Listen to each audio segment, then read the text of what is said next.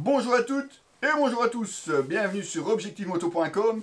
Et oui, vous avez raison, vous avez déjà vu cette veste Segura Brady. C'est vrai, enfin si vous me suivez en tout cas. Mais vous aviez une version live, donc en extérieur, et je vous fais deux vidéos. Pourquoi? Tout comme le Scorpion HX1, je suis un peu mitigé, on va dire, par la vidéo que j'ai faite en extérieur, et c'est pour ça que j'aimerais avoir votre avis. Et j'y tiens, n'hésitez pas en commentaire, ou vous me les envoyez sur Facebook, enfin comme vous voulez, ou en message, un petit j'aime, un petit commentaire, tout ce que vous voulez. Mais j'aimerais vraiment avoir votre avis. Est-ce que vous préférez la version en live, en extérieur, ou la version ici en studio? Pourquoi? Parce que ici en studio, on est entre nous. Il n'y a pas de son extérieur, il n'y a pas de son qui vient déranger, il n'y a pas de personne qui passe dans le fond. J'ai pas à cadrer autrement la caméra.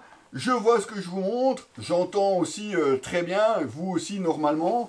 Et puis ça me permet de vous montrer, eh bien voilà, de plus près, des petits détails, les points qui me plaisent peut-être un petit peu moins.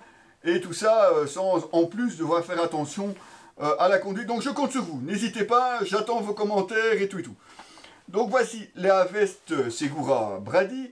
Un style 70s, très très sobre, hein, puisque vous avez, elle existe en bleu marine, ou ici en blanc, beige, comme vous le voyez, juste le Segura Brady ici, les lignes de couleur ici, qu'on le retrouve de façon asymétrique dans le dos, et c'est tout, rien d'autre. Vous avez une veste vintage, style donc 70s, mais en textile 600D, donc un textile relativement courant dans le monde de la moto, qui permet évidemment de résister à l'abrasion et au déchirement en cas de chute.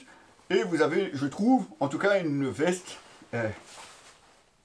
qui a la classe quand même. Hein. Moi je trouve c'est super bien, cette veste, c'est vraiment, ouais c'est classe quoi, il n'y a pas à dire. Côté aspect pratique, on retrouve deux poches sur le côté, classique, fermées évidemment par un zip. Moins classique, on retrouve sur la manche, ici, une petite poche, petite hein, pour carte de crédit. Vous avez encore ici une poche, pas très très grande non plus, une petite poche ici. Et alors ce qui est surprenant, c'est que ici, à droite, au-dessus du logo, c'est pas une poche, c'est une aération toute petite, parce qu'il n'y a rien de plus, qui permettra d'entrer un petit peu d'air frais à l'intérieur en plein été. Mais c'est tout, donc il n'y en a pas de l'autre côté, il n'y a pas d'autre ventilation. Donc, ouais, ça fait rentrer de l'air, mais ne vous attendez pas évidemment à avoir le même résultat que sur une veste en mèche. Puis, il faut dire aussi que cette Segura Brady est prévue pour rouler toute l'année.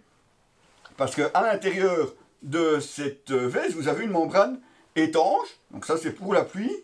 Bien que le blanc et la pluie, j'ai un petit doute, mais bon, ça doit pouvoir se laver aussi, jusque-là, on n'a pas encore eu besoin. Mais pour une petite pluie, ça passe. Surtout si la moto protège bien, vous n'allez pas avoir des remontées de boue sur le dos. C'est encore mieux. Et puis aussi, vous avez une membrane amovible, hiver, et complète.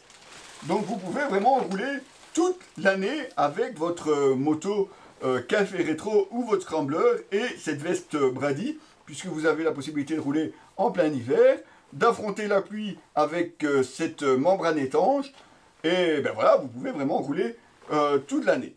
Vous avez un col, ma foi, assez doux, qui ferme simplement par pression. Au poignet aussi, deux pressions pour le réglage, plus une tirette que vous pouvez ouvrir également. Côté protection, vous avez des protections aux épaules et aux coudes. Pas de dorsale, malheureusement, c'est pas livré avec. Les protections sont aussi de niveau 1. À vous, évidemment, de compléter avec une dorsale. Et peut-être aussi changer les protections par des niveaux 2. Ça, c'est à vous, évidemment, à voir.